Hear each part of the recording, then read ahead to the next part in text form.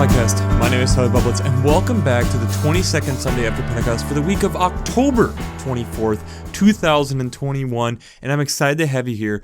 I'm excited to dig in this week's podcast, and I'm excited because if you think about the next couple weeks, it's going to be just really difficult for me because there's been a lot of text, but I think it's also a really fun time of year.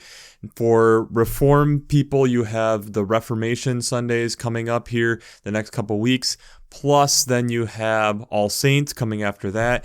And for those of you who haven't been around as long, I typically try going through all those texts, so it's a lot of things to be going through, but it's a lot of fun, and especially as we're slowly putting a bow tie here and just kind of wrapping up Mark and moving into Luke, it's going to be just kind of an interesting and fun time. I think it's been a really good year kind of going through Mark and contemplating this, and especially as we're reading these texts in a period where we've been going through a lot as a world. I think it's an interesting time to be going through that.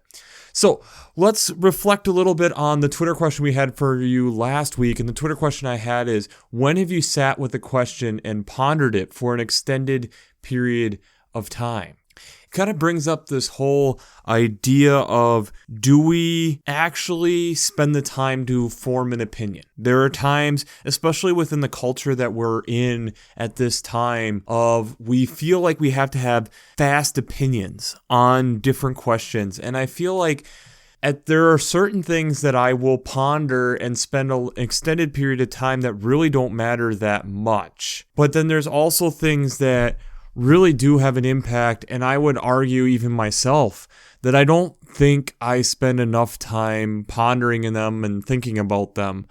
And especially like when you get a handy person, they do spend a little bit of time really going through and pondering and how are they going to get this to work, and it really gets into the field in which you're in. But I think it also reflects on within our own opinions, how often are we actually spending the time to contemplate and consider things? And I think that's a valid question in and of itself that we probably should do a little bit more contemplation of. So let's just jump into it this week. The semi-continuous Old Testament text is from Job chapter 42, verses 1-6 and 10-17. This wraps up 4 weeks in a row that we have had Job. And this section, chapter 42, almost makes it appear with different clues here that there has been a passage of time, especially since the beginning of Job. Because especially when you're looking at verse 13, he's mentioning his sons and daughters, which, as many of us know, sons and daughters don't just happen. So this is something that now you're getting Job reflecting on what has happened. God last week kind of taking Job's question of where are you and putting it on its head of, you've had answers that I then can ask you of, where were you at the beginning of creation? Where were you at the dawn of time? Where were you? I was here. There's certain questions that you just might not understand.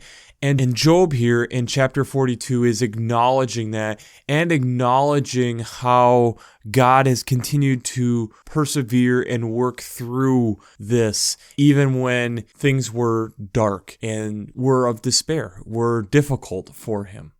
The psalm that ties with that is Psalm 34, verses 1-8, and optionally 19-22.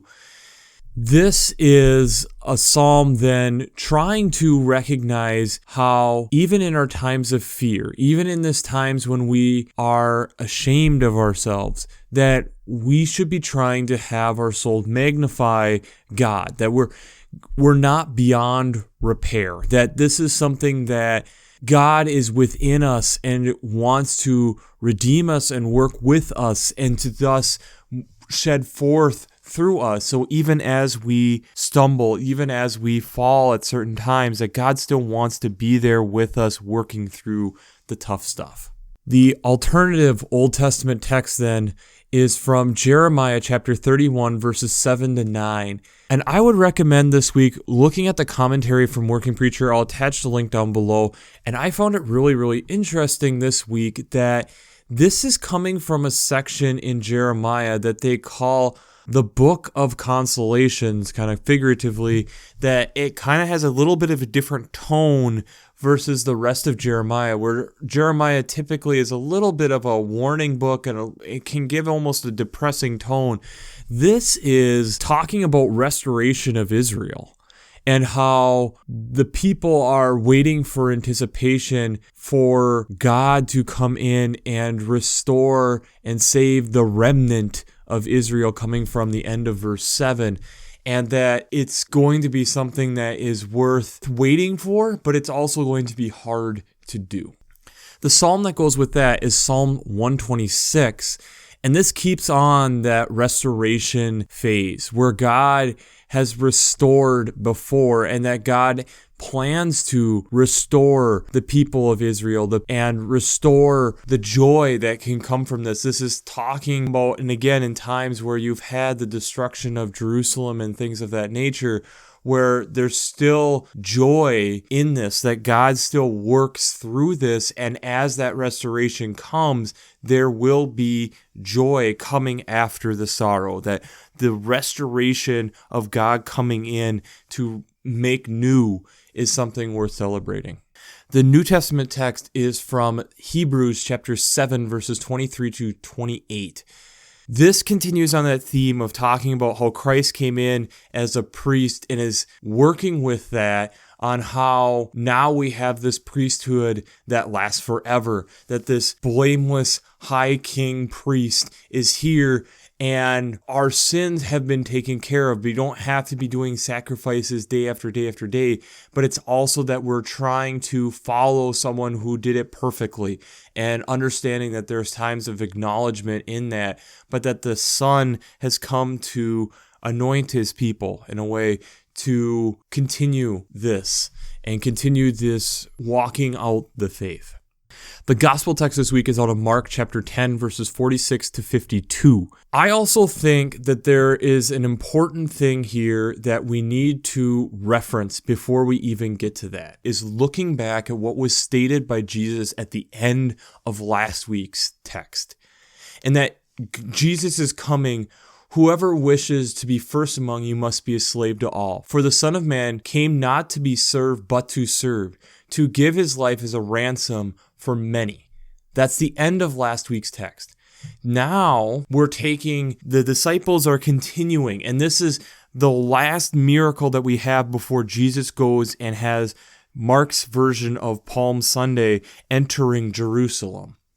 And there's this blind man, Bartimaeus, on the side of the road, and he's crying out to Jesus, Jesus, Son of David, have mercy on me. The only time that Jesus is referenced this way in Mark's gospel. And the crowd is trying to quiet him down, but he continues. And Jesus stood still and said, call him here. They called the blind man, take heart, get up, for he is calling you. So Jesus is calling this man. He throws off his cloak and sprang up and ran to Jesus. Jesus then is asking, what do you want? And the blind man, Bartimaeus, responds with, my teacher, let me see again. Jesus said, go, your faith has made you well. And an important part here, immediately he regained his sight and followed him on the way, which is different than the typical text out of Mark. There's been all of this about go and tell others, or stay here, or don't follow me, and yet Bartimaeus here gets to follow at the end of the text. I think this is also something worth referencing back to the beginning of chapter 8, the first miracle that Jesus has, which is a two-phase healing, the healing of another blind man, first to be able to have his eyes opened and then to be able to understand what he's seeing. Here, there is no touch that is mentioned. It is that your faith has made you well immediately. So, some interesting contrast here, kind of contrasting the beginning of Jesus' ministry, the end of Jesus' ministry, as Jesus then is walking into Jerusalem to be crucified. But he doesn't know that yet, but he's predicted it 3 times. So, before we jump into how faith and science come together this week, we have to do our shameless plugs.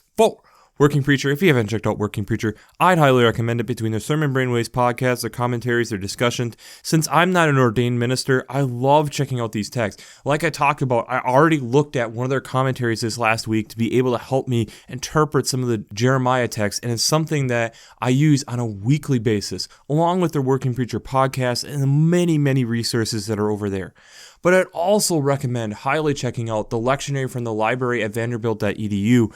It's such a great place to be able to look at these texts all in one spot, but I really also enjoy having the art from around the world and that are working with these texts to be able to help me understand creatively how other people interpreted these texts. So if you haven't checked out the library from vanderbilt.edu or checked out workingpreacher.org, I'd highly recommend checking out both of these resources.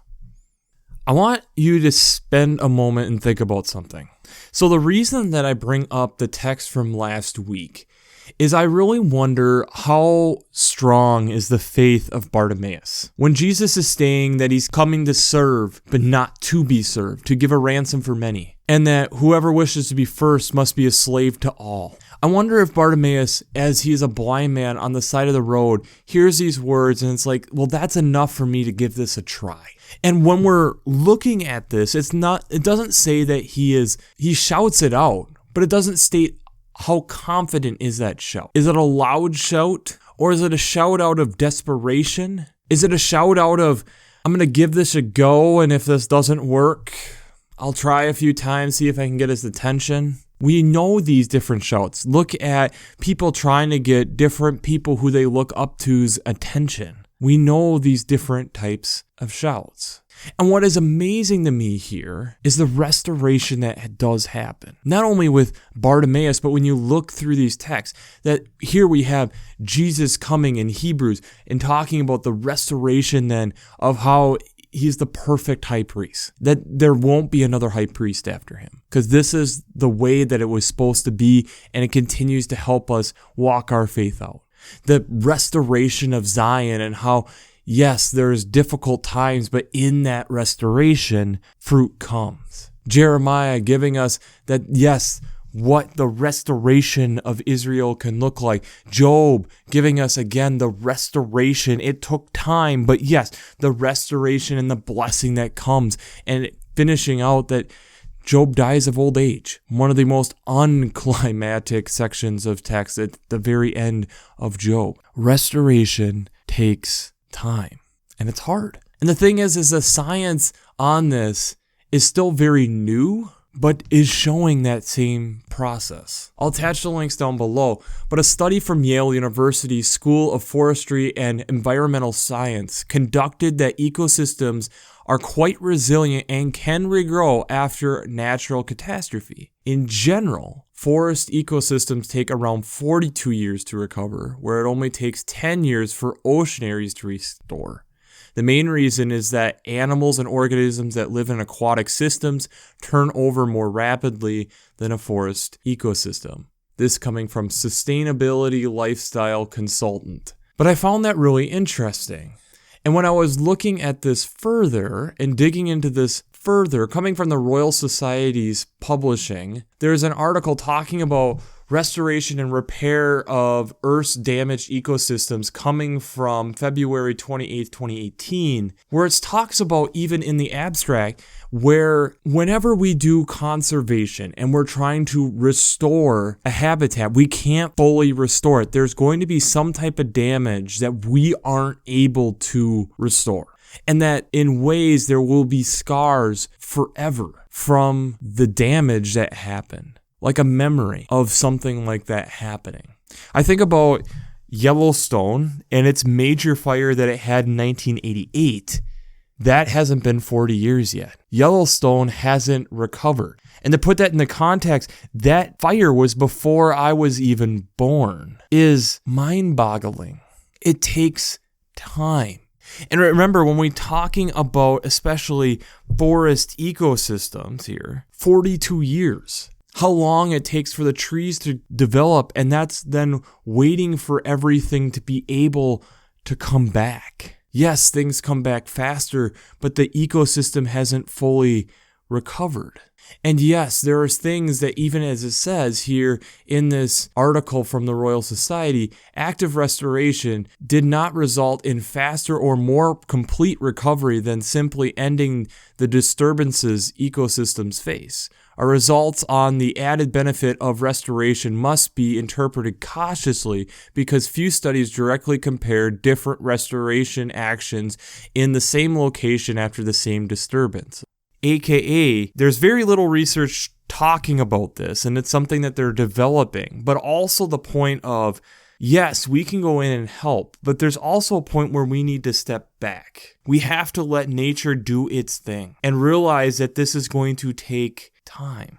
We have talked about that humans struggle with change, but this is also something that humans struggle with is on the flip side of this coin, time. Because time in God's eyes and time in our eyes is very different. 42 years is half a human lifetime. If we're expecting that the average age is around 80 years old, that's about half a lifetime for an ecosystem to restore. But we have to remember, our lifetime in God's eyes is a blink. So in that phrase, restoration is in half a blink for a forest ecosystem.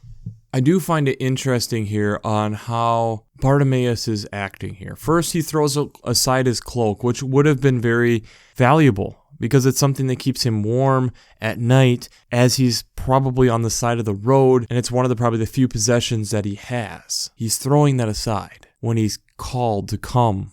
All he's asking for is to just be able to see again. And immediately when that happens, the curiosity of what has happened, I would assume, drives Bartimaeus to continue to follow Jesus to Jerusalem, where we know things will happen. And this is the only time we hear about what happens to Bartimaeus. We do not know the continued story of what happens with Bartimaeus. What was that restoration like? How long was Bartimaeus blind? How long did it take Bartimaeus to adjust to this new life? Were there things that Bartimaeus struggled with because of the adjustment that now happened so quickly?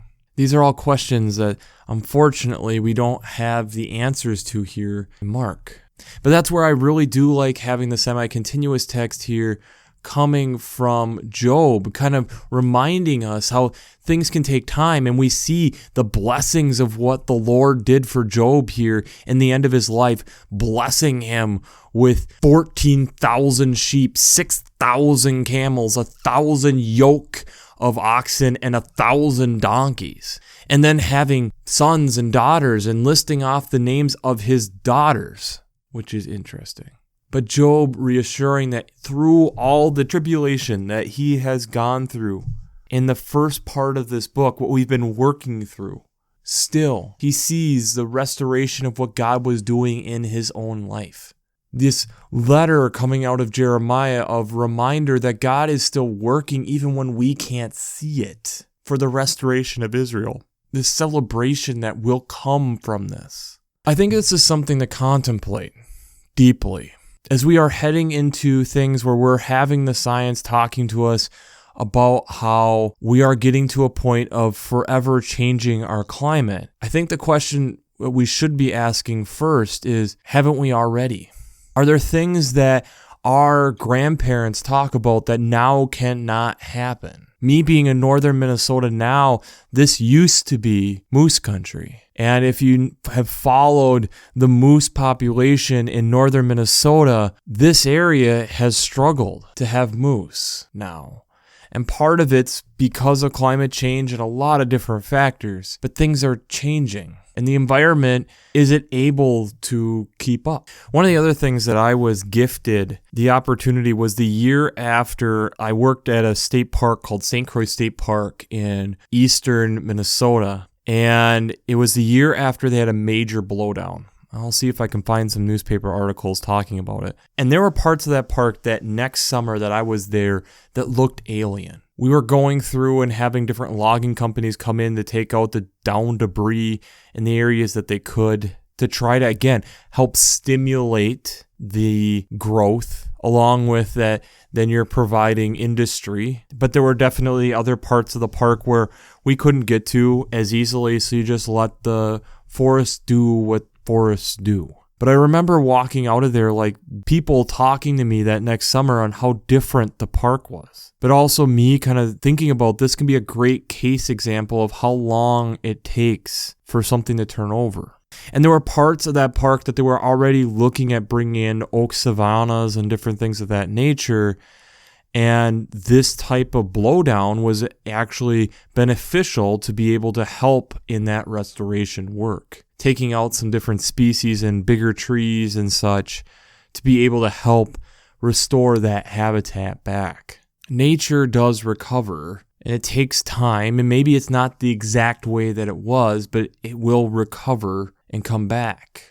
It's interesting on thinking about like how different Bartimaeus' life is because he's able to see and now following on the way. But what about Job? The trials and tribulations, and yet through those, Job continued to search and to talk to God. Had questions like many of us do, but was still willing to work with God. Bartimaeus, there's probably lots of questions on why did Jesus stop? Was there other people around that were calling out him? But yet Jesus was able to hear him. And I think there's also something there that we need to acknowledge is Jesus is headed to Jerusalem.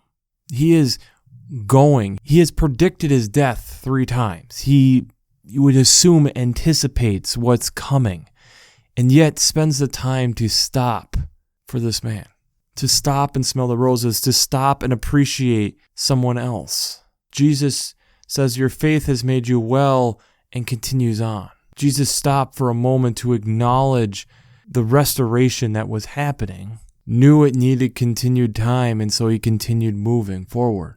We have to remember that restoration and things of value take time. It isn't necessarily instantaneous. Yes, it was instantaneous for Bartimaeus, but how many days did he sit there? How many times did Bartimaeus sit there, ponder, question?